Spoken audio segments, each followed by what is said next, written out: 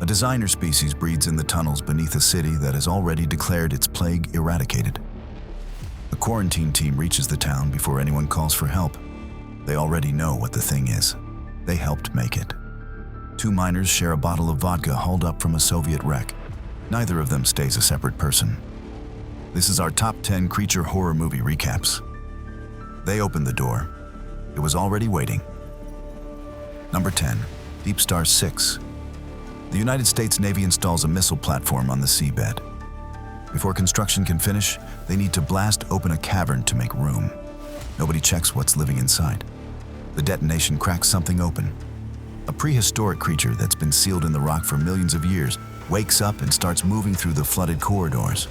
The Navy didn't create it. They just opened its front door. The crew is trapped at the bottom of the ocean with a predator they can't track and can't outrun. The decompression chamber becomes a death trap. The escape pods malfunction. Every attempt to seal the creature off just drives it into another section of the station. By the time the survivors reach the surface, the thing is already spreading through the water around them. Sean S. Cunningham directed DeepStar Six. He's the same director behind Friday the 13th. The film cost $8 million to make and never earned that back. It arrived in January 1989, the first entry in what became an accidental wave of underwater horror movies. Within months, Leviathan, The Abyss, and The Evil Below all followed. DeepStar Six sank to the bottom of the pile. Number 9, Forbidden World. A genetic research station on the remote planet Zarbia develops Subject 20, a shape-shifting organism designed to end the galaxy's food crisis. It's meant to be the solution. It becomes the problem. Subject 20 escapes containment and starts transforming. It absorbs genetic material from everything it touches, rebuilding itself into increasingly lethal forms. The research team seals the station and tries to contain it, but Subject 20 doesn't just adapt. It weaponizes. Every attempt to kill it teaches it something new. By the time the survivors realize they can't out-engineer their own creation, the creature has already absorbed enough DNA to become something unrecognizable. The final form is humanoid, silent and waiting. The solution they built is looking back at them through the eyes of one of their own. Produced by Roger Corman, the undisputed king of low-budget exploitation, and directed by first-timer Alan Holtzman, the film was shot in a matter of weeks using sets left over from another Corman production. It never pretended to be anything other than what it was: alien, but cheaper and stranger. Number 8, Life. The Mars sample arrives on the International Space Station sealed inside a containment pod. Inside, a dormant single cell. The scientists on board name it Calvin. They apply a small electrical charge. Calvin wakes up. Within hours, it's growing. Within a day, it's learning. The containment protocols were designed for Earth biology, but Calvin isn't from Earth. It breaks the glove seal, crawls inside a researcher's suit, and begins dismantling the crew one by one. They brought it on board. They fed it. They never once asked what it would become. Every decision the astronauts make to stop it just makes Calvin smarter. It climbs into the station's coolant system. It hunts in zero gravity. It waits. By the time the remaining crew realizes Calvin can't be killed, they've already sealed their own fate. The final escape pod is heading toward Earth. Calvin is inside, and the fishermen on the surface have no idea what they're about to pull out of the water. Directed by Daniel Espinosa on a $58 million budget with a cast that included Jake Gyllenhaal, Ryan Reynolds, and Rebecca Ferguson, the film landed in theaters racing to beat Alien Covenant to market. It worked financially, over $100 million worldwide, but critics were split right down the middle. Number 7, Harbinger Down. A Soviet space capsule is recovered from the Bering Sea, frozen solid and intact. Inside, a cosmonaut's body and something else. The graduate students aboard the trawler Harbinger thaw the body for examination. The organism frozen inside it thaws too. It absorbed tardigrade DNA decades ago, which means extreme cold didn't kill it. It put it to sleep. Now it's awake, mobile, and mimicking organic tissue. And when the crew cuts into what they think is dead flesh, it moves. The creature begins converting everything it touches, building itself out of the bodies around it. The ship is isolated, the radio is dead, and the organism is growing faster than anyone on board can understand. By the time they figure out what they've brought onto the boat, they're already inside it. This film exists because a studio threw away someone else's work. Alec Gillis and Tom Woodruff Jr., two of the most respected practical effects artists in the industry, built every creature for 2011's The Thing prequel by hand. Universal scrapped it all and replaced it with CGI. Harbinger Down was their answer, a Kickstarter-funded middle finger made entirely with practical monsters. Number 6. The Bay. Claridge, Maryland, sits on the edge of the Chesapeake Bay. Population, 6,000. Industry, chicken farming. For years, the farms have been dumping 45 million pounds of steroid-saturated waste into the water. The isopods in the bay are normally an inch long. The chemicals turn them into something different. They grow, they mutate, and they start infecting people, entering through the mouth, burrowing into the tongue, replacing it. The town doesn't know until the 4th of July, when swimmers start climbing out of the water covered in blisters. Within hours, the hospital is overwhelmed. Within a day, the government quarantines the town and shuts down the cell towers. Nobody gets out. Nobody gets warned. The cause of death is listed as unusually high water temperatures. The footage survives only because one reporter stayed silent for years, but then leaked everything. Directed by Barry Levinson, the Oscar-winning filmmaker behind Rain Man and Good Morning Vietnam, on a budget of roughly $2 million. He was originally hired to make a documentary about the Chesapeake Bay. What he found in the research was so disturbing that he turned the project into a found-footage horror film instead. Number 5. DeepStar Six. The United States Navy installs a missile platform on the seabed. Before construction can finish, they need to blast open a cavern to make room. Nobody checks what's living inside. The detonation cracks something open. A prehistoric creature that's been sealed in the rock for millions of years wakes up and starts moving through the flooded corridors. The Navy didn't create it. They just opened its front door. The crew is trapped at the bottom of the ocean with a predator they can't track and can't outrun.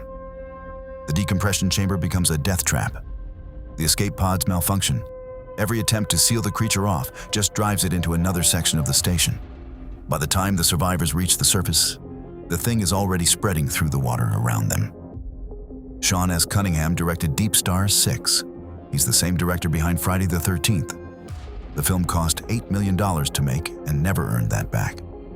It arrived in January 1989, the first entry in what became an accidental wave of underwater horror movies. Within months, Leviathan, The Abyss, and The Evil Below all followed. DeepStar Six sank to the bottom of the pile. Number 4. The Blob. A military bioweapon is frozen inside a satellite and launched into orbit. Years later, the satellite crashes back to Earth outside a small California town. A local man finds the wreckage. He pokes the goo inside with a stick. It climbs up the stick. It dissolves his hand. The blob moves through the town, absorbing everything it touches. Animals, people, entire rooms, dissolved and incorporated into a growing mass of pink acid. The military knew exactly what they had built. They show up, seal the town, and start running containment protocols they clearly rehearsed. The blob is their weapon.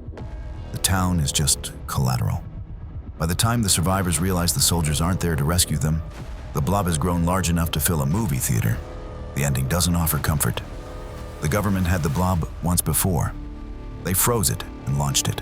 They're perfectly willing to do it again. Directed by Chuck Russell from a script he co-wrote with a young Frank Darabont, the same Frank Darabont who would go on to write and direct The Shawshank Redemption. The blob cost roughly $10 million. It earned back $8. A box office failure that became exactly what the 1958 original was. A cult classic people kept discovering for decades. Number 3. Leviathan. A deep-sea mining crew uncovers a sunken Soviet wreck on the Atlantic floor. Inside, the remains of a genetic experiment that fuses living tissue into a single, continuous organism. One of the crew members handles a contaminated flask. The organism enters through the skin. It doesn't kill him. It rebuilds him cell by cell, absorbing his body into a collective mass. The transformation is slow. He watches himself change in a mirror, his features sliding and reforming while he's still conscious inside it. The rest of the crew tries to contain him. The organism doesn't stay contained. It spreads through the station's water supply, converting everything it touches. By the time anyone understands what the Soviets were trying to build, the answer is already wearing the faces of their crewmates. Directed by George P. Cosmatos, with creature effects by Stan Winston, the same man who built the Terminator endoskeleton and the Alien's queen, Leviathan cost $25 million and scraped back 15.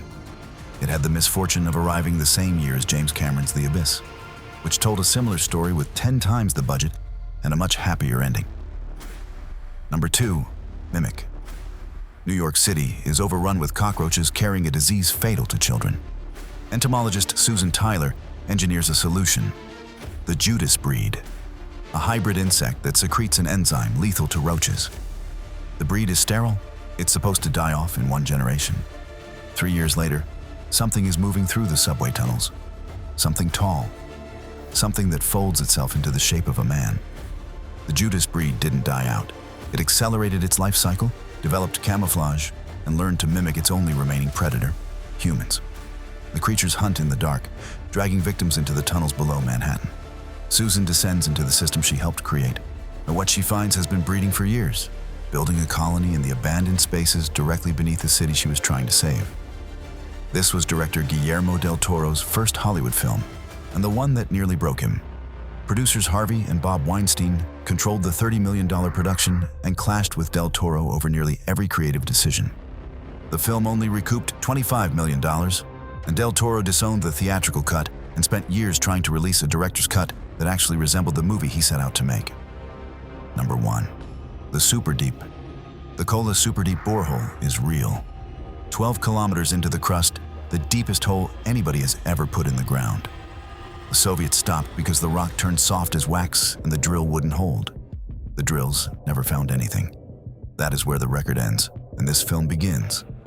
In 1984, the microphones at the bottom of the hole pick up a sound. Screaming. Voices, many of them. 12 kilometers below anything that should be able to make a sound. 20 people go missing. A facility director buries the reports. An epidemiologist descends to collect samples. What awaits her is a fungal organism that infects and restructures human tissue at the cellular level. It doesn't kill its hosts. It preserves them, reconfiguring their bodies while they are still conscious inside them. The containment protocols were written for a chemical leak. They were not written for something that understands doors. By the time the last survivor stops looking for a way out, the question is no longer whether the organism can be contained. It's whether anyone reaches the surface before it does. The film is fiction, but it started with a lie people already believed. Arseny Siuhin wrote and directed it, his first feature. And in the 1990s, the tabloids ran a story that Soviet drillers lowered a microphone into the Kola hole and recorded screaming. It was a hoax. Siuhin took the lie everybody already knew and built a film around it. These 10 creatures weren't the real horror.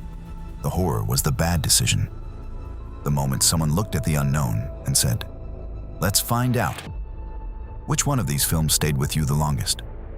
Drop it in the comments. Subscribe for regular horror breakdowns from the 80s, 90s, and beyond. Full recaps for every film on this list are linked in the description below. Thanks for watching.